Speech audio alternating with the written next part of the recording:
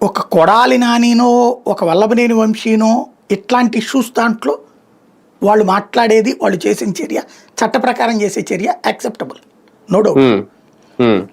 But social media పోస్టుల విషయంలోనూ లేకపోతే చిన్న చిన్న అంశాలకు కూడా పెద్ద పెద్ద కేసులు పెట్టడాలు, చివరికి అదేది రైతుల దగ్గరికి వెళ్తే కేసులు పెట్టడాలు ఇది జరిగితే దాంతోపాటు ప్రధానికి పోలీసు అధికారుల విచారణలకి ఐఏఎస్ల విచారణలకి నడిస్తే టోటల్ కొలాప్స్ అయిపోయింది. వాళ్ళు ఏం లేదు, దెర్ ఈజ్ నో అడ్మినిస్ట్రేషన్. అంటే ఇవన్నీ బాబు గారు తెలియకుండా జరుగుతున్నాయా?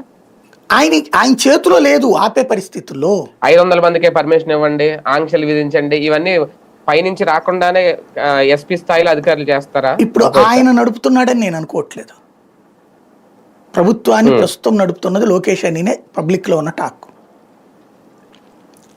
దాంతోపాటు ఓ పోలీస్ యంత్రాంగంలో ఓ టీం ఏదో పనిచేస్తుంది అక్కడ, వాళ్ళ ఆలోచన అయ్యి ఉండొచ్చు. అంటే వీళ్ళని మానసికంగా సంతృప్తి పరచడానికి వాళ్ళ ఆలోచన అయ్యి ఉండొచ్చు. కానీ ఒకటి సార్, నేను అంటే నల్లపరెడ్డి ప్రసన్న కుమార్ రెడ్డి వ్యాఖ్యలను ఇది నేను కంపేర్ చేయట్లేదు, కానీ ఈ మధ్యన ఇలాంటి ఎక్కువ జరగడం, ఇప్పుడు ఇవి ఒక రకంగా రెచ్చగొట్టే వ్యాఖ్యలు వైసీపీకి ఎంతవరకు డ్యామేజ్? వీళ్లే కాదండి, నేనే చెప్పాను ఇంతకుముందు, జగన్ మళ్ళీ అధికారంలోకి రాకూడదని మనస్ఫూర్తిగా కోరుకోవాలి వీళ్ళు అని. అయితే ఈ మాట చెప్పి నేనే తెలుగుదేశం వాళ్ళ మీద తప్పుడు కేసులు పెట్టిన రోజును కూడా చెప్పాను.